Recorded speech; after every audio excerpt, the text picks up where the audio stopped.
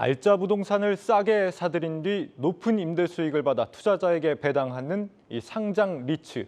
하락장에서의 피난처로 여겨져 왔는데 그런데 그랬던 상장 리츠들이 요즘 연일 신저가를 기록하고 있습니다. 이 발목을 잡은 건 다름 아닌 금리 인상이었습니다. 김종학 기자가 취재했습니다. 올 초 신고가를 쓰던 상장 리츠의 주가가 꺾이기 시작한 건 한국은행의 금리 인상이 본격화된 지난 5월 이후부터입니다.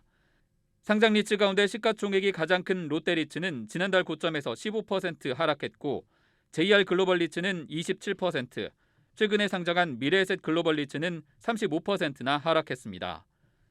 불과 2달 만에 상장 리츠 주가가 급락해 이번 주에만 13개가 52주 신저가를 썼고 대부분이 코스피보다 하락폭이 더 컸습니다.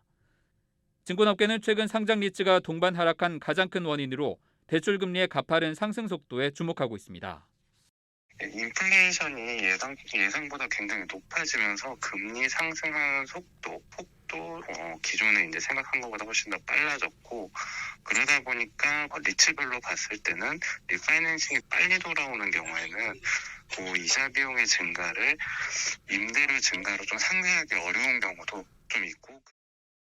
국내 리츠 자산관리 회사들은 지난해까지 물류, 오피스 빌딩 매입을 위한 선순위 대출로 연 2.5% 수준의 저금리에 자금을 조달해왔습니다.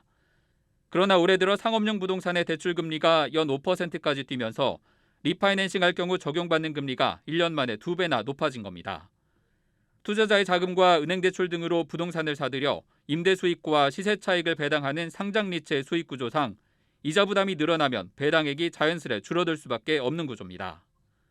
다른 리츠들은 이렇게 안 돼 있어요. 쇼핑몰 같은 데를 담은 리츠들은 처음부터 임대 만기가 10년 이렇게 돼 있거든요. 그런 이제 리츠들은 임대 만기가 안 돌아오니까 임대료는 꾸준하게 지금 가는데 대출이자만 이제 얻어맞는 상황이 온 거죠. 롯데리츠는 올해에만 6천억 원 규모 차입금을 상환해야 하는데 지금 속도로 금리가 오를 경우 기존 대출을 상환하는 과정에서 수익률이 0.3%가량 하락할 것으로 전망하고 있습니다.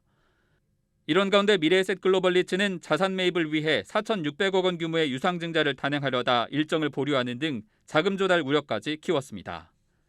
올해 80조 6천억 원 규모로 5년 만에 급성장한 국내 리츠 시장이 금리 인상 이후 이어질 부동산 시장의 자금 경색과 기관 자금 이탈 우려 속에 미운오리 새끼로 바뀌고 있습니다.